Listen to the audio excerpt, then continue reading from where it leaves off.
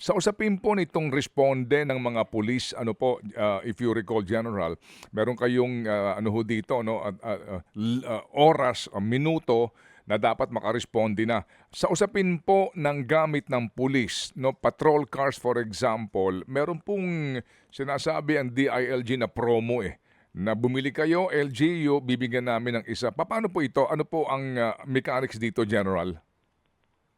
Well, yan po ay isa sa mga programa ng ating SILG, si Secretary John Vic Remulla, na hinahamon niya ang mga LGUs na sa bawat isa na binibili ng PNP na sasakyan para sa gamit ang kanilang organic fund, nire-request niya, sinasali siya ang mga LGU na tapatan ang procurement na ito. So, buy one, take one, kumbaga, bibili ang isa ang PNP, the LGU will also buy one para maging dalawa kaagad ang procurement ng PNP para pandagdag sa kanilang mobility asset.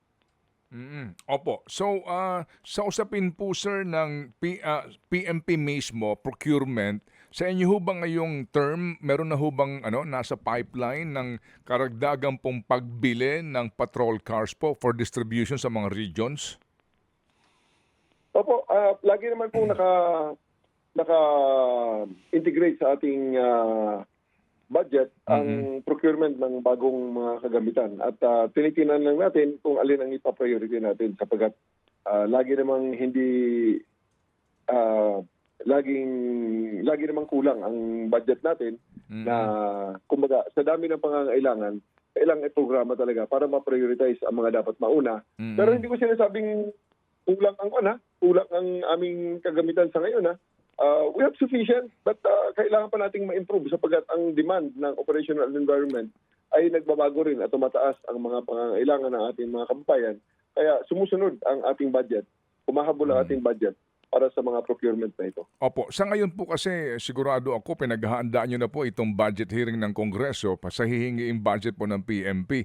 Sa ngayon ho ba, meron na ho bang kayong hawak na informasyon, ilang patrol cars talaga ang kailangan ng PNP sa lahat po ng regions under your command, kumbaga, sir? Meron na ho ba kayong ideya ngayon?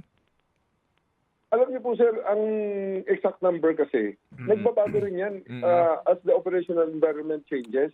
At depende sa mga mission at sa mga priority na ibinibigay ng ating gobyerno. Kaya nagbabago rin, hindi natin mapeg talaga yan . Kasi at the end of the day, sa totoo lang, habang may budget na available, may paglalagyan dito sa ating organisasyon. Just like in any organization, habang may capital ka, may paglalagyan ka ng may mabibili ka at may kailangan kang bilhin. Hindi ho natatapos ang cycle na yan.